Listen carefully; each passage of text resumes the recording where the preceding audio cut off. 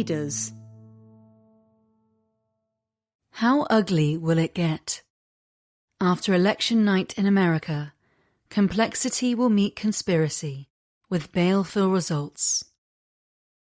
Even without Donald Trump on the ballot, American elections tend to create conflict. America is the only proper presidential democracy in which the person who wins the most votes does not necessarily win power. The 2-month gap between voting and election certification in Congress is the most drawn out anywhere. Complexity invites legal challenges, which add to the complexity. For all those reasons, American elections demand patience and trust. Unfortunately, the country comes joint last among the G7 on trust in the judiciary and dead last on belief that its elections are honest. And then there is Mr. Trump. At the debate in Philadelphia this week, the former president was angry and aggrieved. He repeated his false and outrageous claim that the election in 2020 was stolen, an assertion that nearly 70% of Republican voters say they endorse. He and his party are gearing up to wage the post-election war a second time. Both parties argue that victory for the other side would threaten American democracy. For Mr. Trump, personally, the stakes are even higher. If he loses, he could go to prison. If the election is not close, perhaps America might avoid another toxic transfer of power. Unfortunately for America's increasingly beleaguered democracy, by our reckoning, this presidential race is tighter today than any since polling began. How messy will it get? There are 3 possible outcomes. Start with the extremely unlikely one, which is a vote so close that Kamala Harris and Mr. Trump tie in the Electoral College. Were this to happen, the next president would be picked by the House of Representatives, with each state wielding 1 vote. Even if Ms. Harris won the popular vote on November 5th, Mr. Trump would almost certainly become president. That would be fair in the sense that it would follow the rules, but Democrats would be furious. The second outcome is a Trump win. Democrats could bring legal challenges in close states where Ms. Harris lost. Some of these might end up at the Supreme Court, where 3 justices appointed by Mr. Trump would have to adjudicate their merits. 3 of the conservative justices worked on George W. Bush's legal team back in 2000 on Bush v. Gore. That would make it hard to persuade Ms. Harris's supporters that decisions favouring the Trump campaign were impartial. After the court's rulings on abortion and presidential immunity, Democrats have come to view the justices as Republican politicians in robes. Nevertheless, most elected Democrats would probably accept the rulings, if more grudgingly than in 2000. However, if enough Democratic lawmakers were really convinced the courts had acted unfairly, they could try to block certification of the result in Congress, following the precedent set by Republicans in 2021.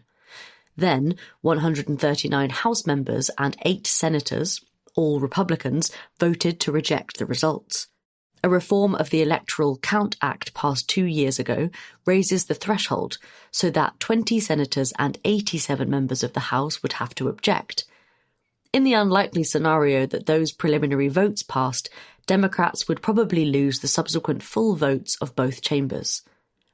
All this is possible, but the most probable outcome, if Mr. Trump were to win the election, is that Ms. Harris would concede, taking the wind out of any Democratic challenge to the result.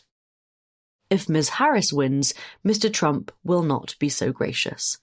In that third scenario, the complexity of America's voting system collides with the MAGA conspiracy machine. The Republican National Committee has preemptively filed more than 100 election lawsuits in the states to create a paper trail in preparation to fight the result. As a legal strategy, this would probably fail again as it did in 2020. Fortunately, the governors of key swing states are not election deniers.